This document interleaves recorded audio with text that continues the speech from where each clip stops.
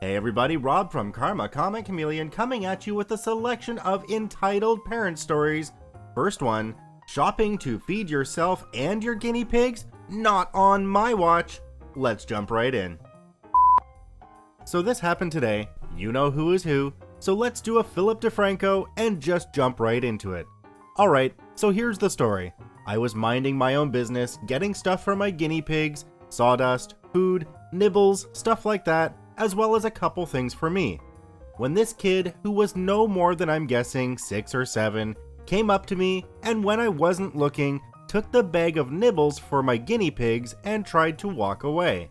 Now, the nibble sticks came in a pack of 3 and have all forms of nuts and other assortments that guinea pigs love to nibble on. So I take it back and put it in the basket with a "You don't want this, kid," and he goes storming off. I'm in another aisle when Karen arrives looking really pissed off. Without even saying anything, she snags my basket and says, "How dare you tell my son that he can't have those treats? You're too old for them anyway." And I'm just stood there like, how can you be so stupid? So I just shrug my shoulders and take it back, slapping her hand to get her to let go and reply with, "Oh, I know that I'm too old for them. That's why I'm getting them for my guinea pigs. Unless you're saying that your son lives in a room on a bed of sawdust, that he has his own water bottle and his own little food bowl, in which case I'm sure that CPS would love to hear from you." She just storms off herself and I go about my business, but lo and behold, she comes back with a member of staff and with that typical Karen voice, "There he is. He's the one who assaulted me and my son. I demand you arrest him and hold him here until the police arrive." Thankfully, because I've read so many entitled parents posts, I'm not really surprised about this, so I just say, "Oh, sure, I assaulted her because she was trying to steal my stuff that I was getting for my guinea pigs, but if she's going around saying I assaulted her, then I want her arrested for attempted theft." So they keep looking at the footage when it shows Karen doing the same thing, except taking the basket with an "I got you now" look. To which the store staff are like, "We're dreadfully sorry, ma'am, for all of this. If you'd like, we can give you a small discount for your purchases today." To which Karen chimes in, "No, that's not good enough. I want him banned from the store for assaulting me and my son." The staff look at me, I look at them, and I go, "Well, you heard the lady. She wants to be banned from the store for being a general menace." Karen looks pissed and tries to keep things going. She just keeps going on and on saying how I planned this attack on her and her son, how she'll get them fired because she knows the manager, to which one of the guys chimes up with, No, you don't." "Excuse you? Do you have proof that I don't know the manager?" "Yes, because I'm the manager." Karen's face drops in shock. She gets her son and runs out of the store because she knows she's messed up.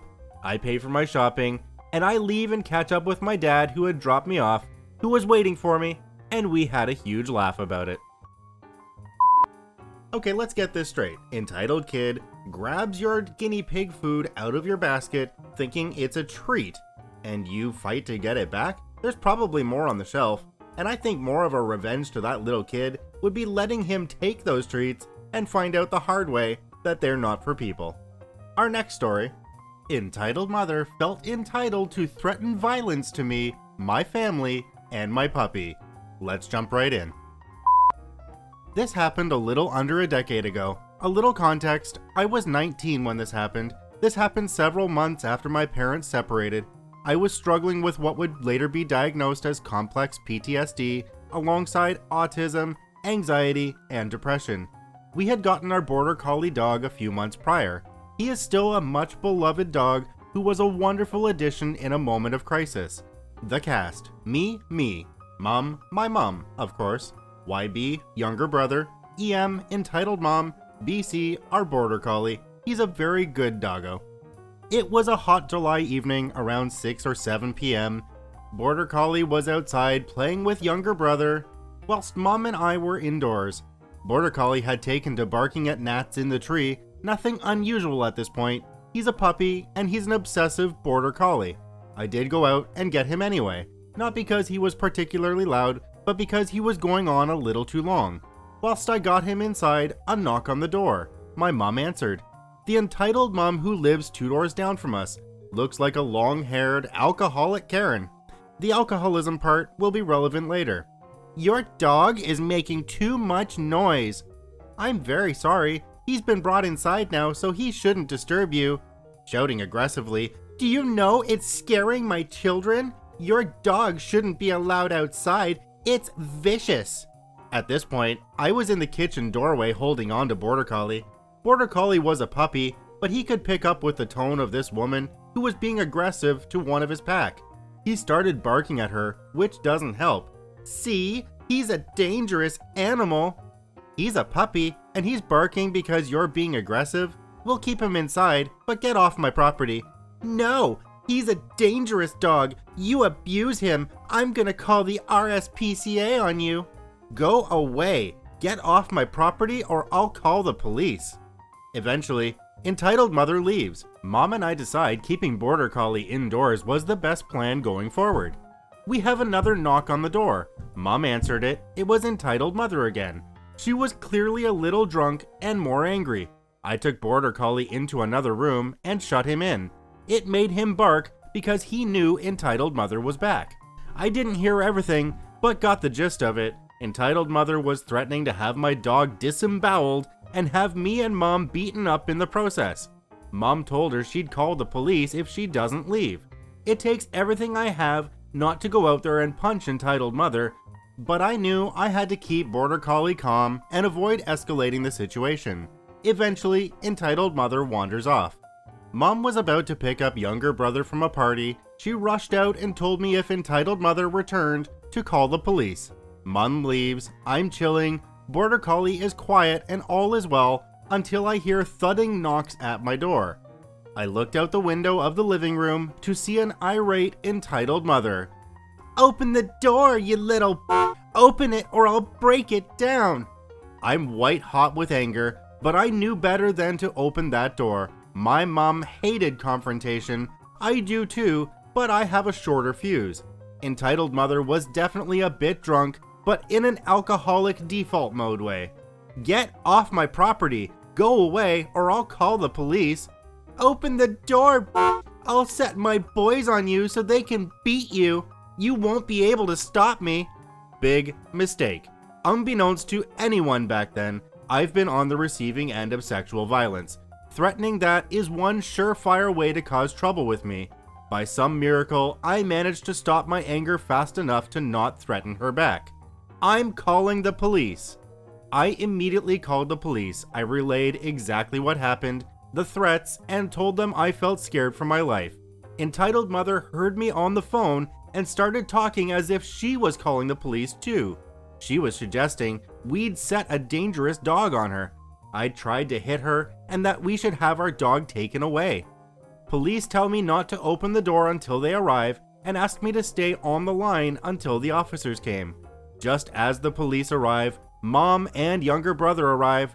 Younger brother is aware of what's been going on at this point and stays with mom as they get into the house. Entitled mother starts telling the police officers some crap about Border Collie being a danger and us being aggressive to her.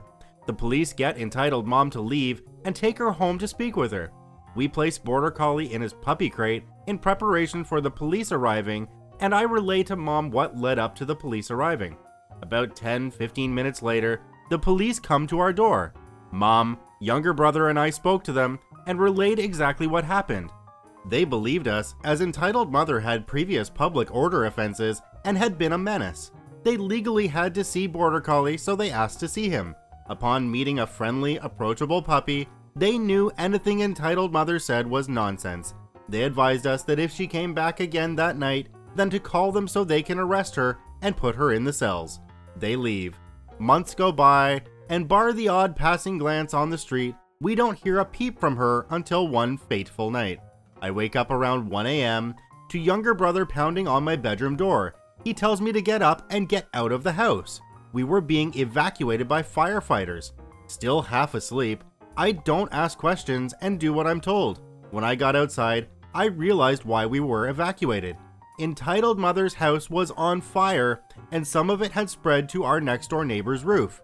Mom, younger brother, border collie and I are sat outside our house, and we can see our next door neighbors, 2 adults, 2 quite small children, outside theirs with a dog we knew wasn't theirs. Turns out they were holding on to him as he belonged to Entitled Mother. After a while, we see Entitled Mother being arrested, frisked by the police, and taken away. That was incredibly satisfying to witness after what she did to us. We later found out that Entitled Mother deliberately started the fire.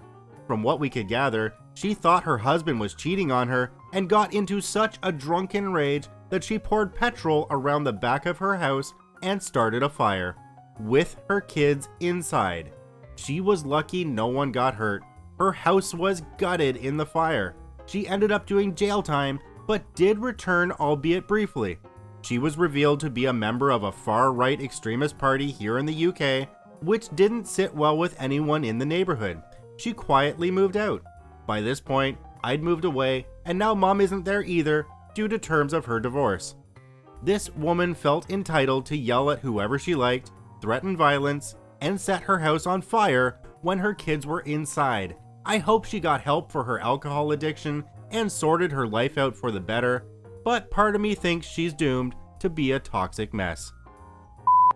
Wow, that lady's crazy, and I can't imagine the psychological effects that would have on her kids being in the house when she set it on fire. Crazy story. This is Rob from Karma Chameleon saying thanks for watching. Remember to subscribe, like, and share the video with your friends so I can feed my chameleon.